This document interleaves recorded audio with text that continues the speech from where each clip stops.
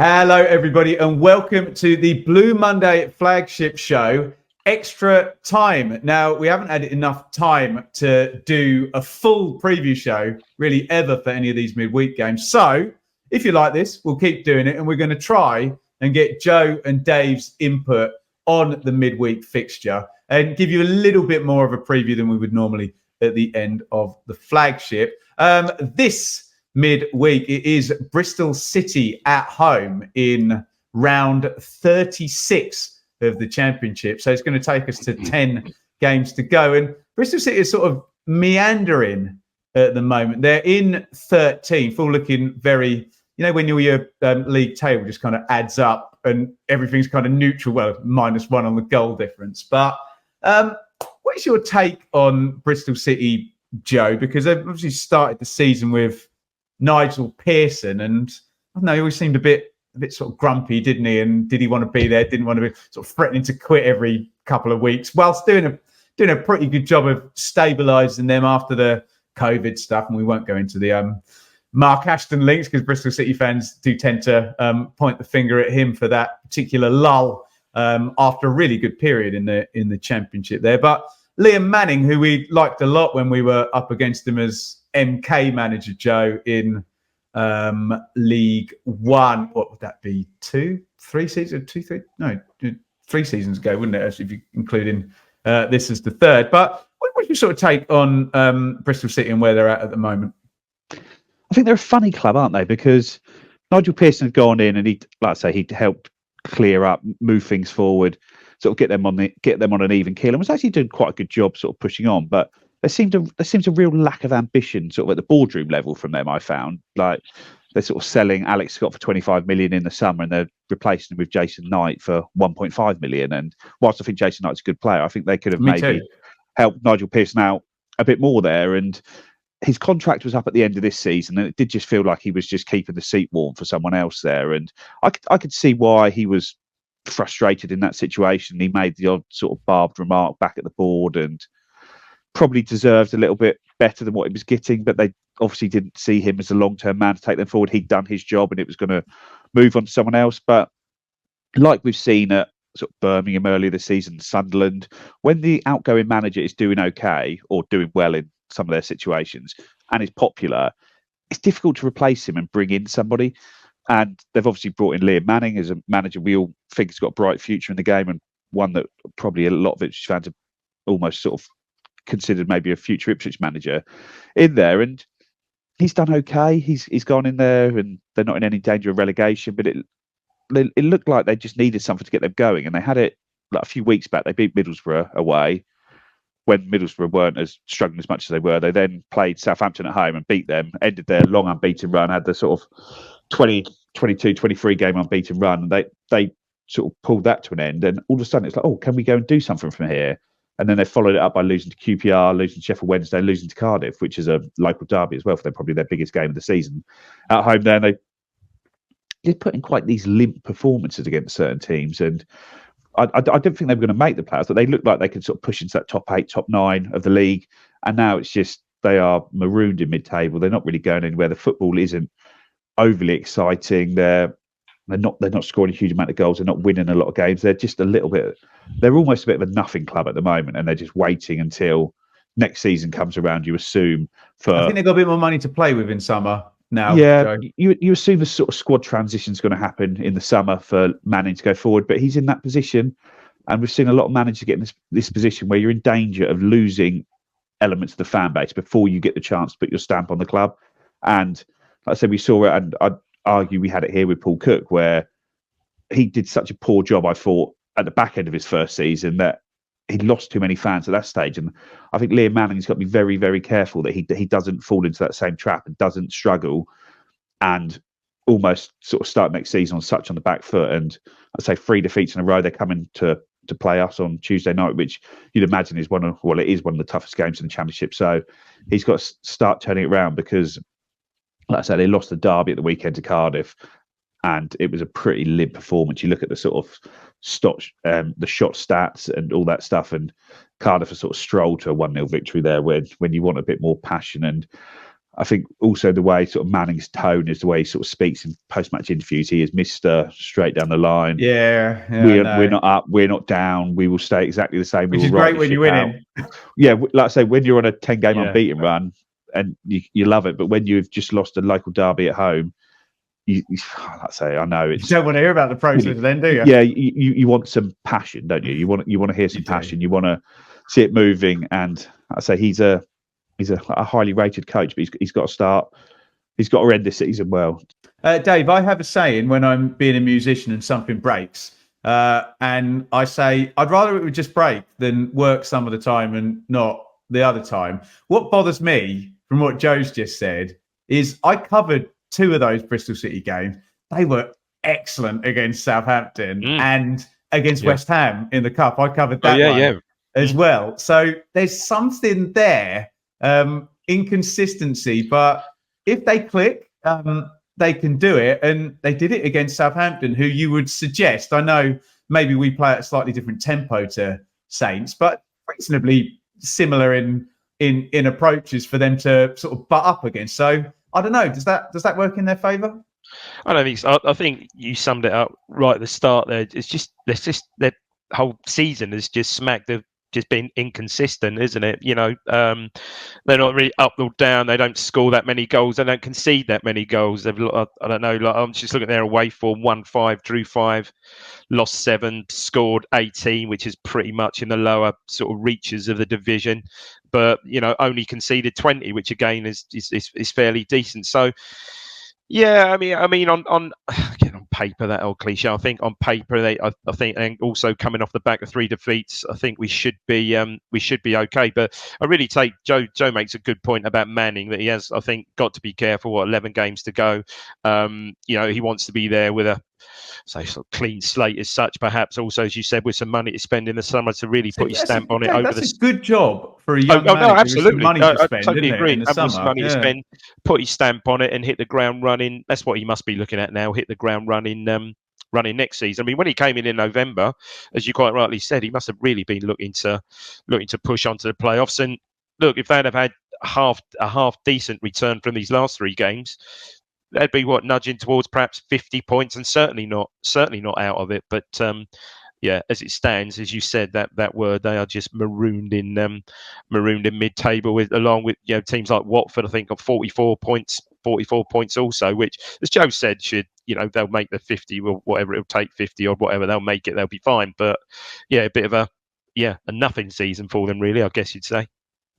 Just to Joe's point, before we go on to their personnel, I know quite a few Bristol City fans from Twitter and YouTube and whatnot, and we're a bit underwhelmed by that money coming in for Alex Scott. And Taylor Gardner-Hickman was the kind of key arrival from West Brom. Good player, but you've just lost a 25 million quid midfielder who's probably going to be in the England squad at one point. You would think Alex Scott's a superb player, isn't he? Scott Twine on loan from Burnley, obviously reunited with Liam Manning. Joe, there is the 11 that went up against Cardiff at the weekend. You can give me your thoughts. Max O'Leary's been pretty decent, actually, in goal for them this season. Zach Viner as well, who was one of those players who was a bit kind of maligned and is now a key player there. Rob Dickey, I really liked at the start under Warburton at QPR as well. Roberts, McCrory was, I think, quite a fairly big transfer fee as well. Joe Williams, Andy King, Sykes. I don't see Sam Bell in there, but Gardner Hickman, Knight, and Wells. What's your sort of take on that as an 11, Joe? It's one of those ones where you look individually. They've all been good players at times at this level, haven't they? And you sort of think, there just doesn't seem to be enough there between them, though, does there? They look like they just need that touch of magic in there. A couple of like Scott Twine could do, but maybe a couple of Mehmeti. Yeah, he's on the sort of bench, isn't he? And he's done okay, but he's not done massively well. And Conway seems like that as well. He's a good player. It's like they're trying to do things the right way in a real slow build, only buying players when the value's good. utilising their sort of fantastic academy that they've had a lot of players come through from. But it does just feel like maybe they just needed an injection of maybe a little bit of Premier League quality, a couple of loan players and bits like that to really, I don't know, that it just doesn't seem quite well rounded enough for me at the moment. It just seems like that is a sort of a mediocre looking team that's going to finish in a mediocre position in the table, even though you might have a couple of those players have really good seasons. I don't think there's enough consistent quality there that is going to put together a sort of playoff campaign, which you'd imagine should be the aim with the sort of resource that they've got there. But no, it's a team set up to play on the break, effectively, isn't it? It's a team that wants to get the opposition pushed up and holding the ball against them, trying to hit them on the break, which is what they did against Southampton and West Ham so successfully. They sort of really look good in transition on that game, and you can see that's what they want to do. But when teams aren't doing that, there doesn't look a lot of quality to try and break down a sort of low or mid block in that, does there? Who do you sort of fear facing in that squad? And obviously you mentioned Conway and Mehmeti, who were on the bench, so you'd likely think would be available on Tuesday. And Twine. Yeah, you think so. Sam Bell, I think, is out for the season with a sort of similar... is he? Oh, that's a shame, because was he Mickey Bell's son? Something like that. I think there's a relation there. I think he I was reading earlier, some sort of, certainly like a George Hurst serious hamstring type of that nature. So good player. He is a good player. Interesting to see, still Naki Wells starting. I'm sure he hasn't been a regular starter this season, but started yesterday, and obviously Sykes. I remember you bigging up Naki Wells in one of the first podcast years, Dave. Yeah, always like Naki Wells, and his sort of QPR days and stuff. Yeah, good player. As Joe said, Knight's decent, paid decent money for him, and I do quite like that Gardner Hicks, and he's got something about him, hasn't he? But looking at that side and looking at their recent form, I would feel fairly confident. I think on Tuesday. Famous last words. Joe, there was the Ipswich team from the weekend. Look, we don't know about Burns and Broadhead or Luongo's flu or sickness issues or Clark. What do you think we'll see? And take into consideration my comments made on the Blue Monday Flagship Show yesterday about teams that just get the best 11 out at this point in the season, don't they? Or do you think we'll see some rotation from McKenna? I think you might see a couple of players rotated. We'd it was mentioned on the pod yesterday about Axel Tuanzebe and Harry Clark. Who's going to play there? Well, Axel he's played sort of 2 games in a week now, hasn't he? Whether it's not something he's done a lot of. Is he going to be able to go Saturday, Tuesday, Saturday, which is what you'd want him to do? I'd imagine that might be a struggle for him. I thought Marcus Harness was excellent when he came on Tuesday. And it might be a game that suits him with his sort of bombastic pressing style and the sort of quality he can get when he does land on the ball. But I think a lot will depend on sort of Wes Burns and Nathan Broadhead with regards to are they fit enough to play. So we know they didn't travel. That might be a sort of a big blessing that they didn't travel, that they were able to sort of actually have a good weekend, getting themselves back fit. But who knows on that at the moment? We'll find out more tomorrow. But like I say, Kiefer Moore's going to start, Connor Chaplin's going to start, Sam Morsey's going to start, Wolfie, Burgess, Davis, Sladke are going to start, aren't they? That spine is going to be in there, and it's just really a case of who plays alongside Sam Morsey, who plays right back, and sort of 2 of the 3 behind Kiefer Moore in there. Were you impressed with Travis at the weekend, Joe?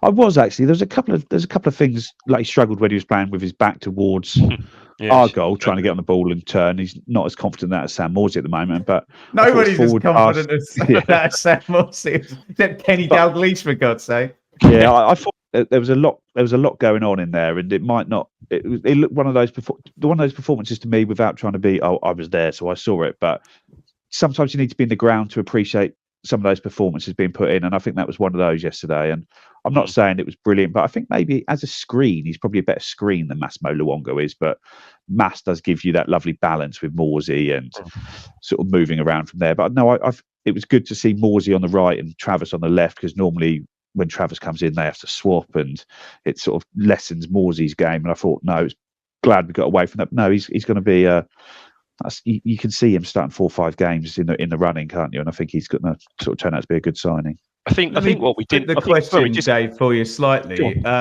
who would you kind of like to see when we don't know about the fitness? This game smacks of something that Broadhead would enjoy. Bristol City at home on a Tuesday night. We just don't know the what would you kind of like to see? Because those big names. Look at this stage. Look at this stage. You'd like to see our full most strongest 11 really. Arguably, now coming into the latter stage of the season, it's arguably exactly what that is. You'd still think it would be Burns wide right and Davis left.